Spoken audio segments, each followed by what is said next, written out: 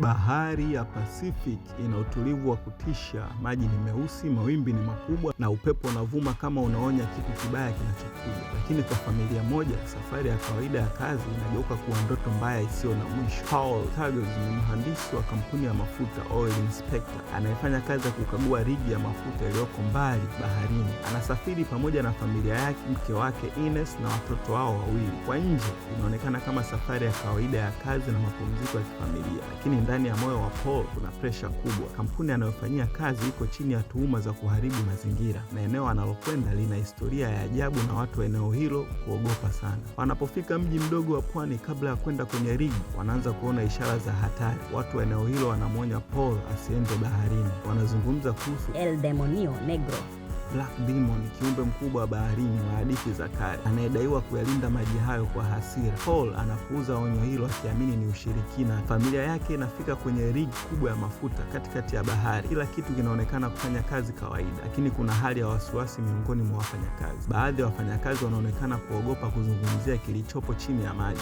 Wameona kitu kikubwa sana kinachozunguka rigi. Paul bado anajaribu kufanya kazi yake kama mtaalamu, akichunguza kama kampuni inafuata sheria za mazingira. Lakini bahari haionekani kuwa ya kawaida. Usiku wa kwanza mambo yanaanza kubadilika. Maji yanazunguka kwa nguvu isiyoeleweka. Generator zinaharibika ghafla. Wafanyakazi wanaanza kupoteza maisha katika mazingira ya kushangaza. Kiumbe kisichojulikana kinashambulia chini ya rigi. Mwanzoni watu wanaamini ni ajali za kawaida za bahari, lakini kadri muda unavyoendelea inakuwa wazi kuwa kuna kitu kikubwa cha hatari kinachowafuatilia. Hapo ndipo hadithi ya Black Demon inaanza kuwa na hofu kubwa. Kiumbe hicho kinashambulia kwa mara ya kwanza wazi. Rigi inatetemeka, miundo ya chuma inaanza kuvunjika. Wafanyakazi wanajaribu kukimbia, lakini hakuna sehemu salama. Paul anagundua kuwa si ajali,